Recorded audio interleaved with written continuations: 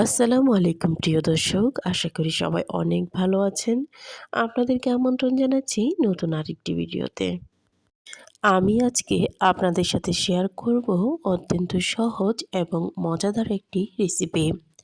বেগুন এবং টমেটো দিয়ে ডিম তেলানি। এই ডিম তেলানি রেসিপিটি করতে তেমন কোনো ঝামেলারই প্রয়োজন নেই, আর তেমন বিশেষ কোনো মশলাও লাগবে না। এখানে আমি নিয়েছি একটি বেগুন, একটি টমেটো, কয়েকটি কাঁচামরিচ এবং পেঁয়াজ। তো আমি এখন এখানে বেগুনটা ছোট ছোট করে টুকরো করে কেটে নিব।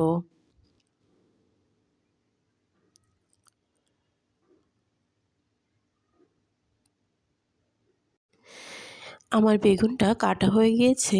এবার আমি একটি প্যানে সামান্য তেল গরম করে দিয়ে দিব সামান্য একটু হলুদ। এবার আমি এখানে এই বেগুনগুলো সামান্য একটু ভেজে নেব পরিমাণ মতো লবণ দিয়ে। তো দেখুন এখানে আমি বেগুনটা ভেজে নিচ্ছি। তো এবার আমার বেগুনগুলো ভাজা শেষ হয়ে গিয়েছে। এই পর্যায়ে আমি বেগুনগুলো উঠিয়ে নিচ্ছি।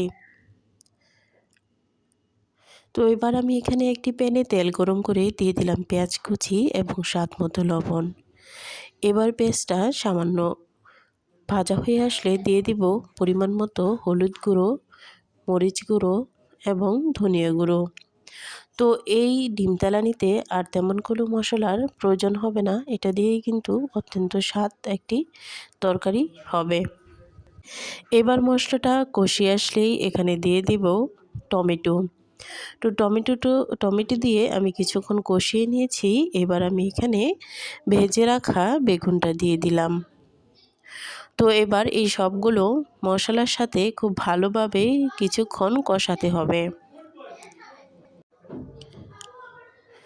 তো এবার দেখুন আমি খুব সুন্দর করে লাল লাল করে কষিয়ে নিয়েছি। এবার দিয়ে পরিমাণ মতো পানি দিয়ে দিলাম।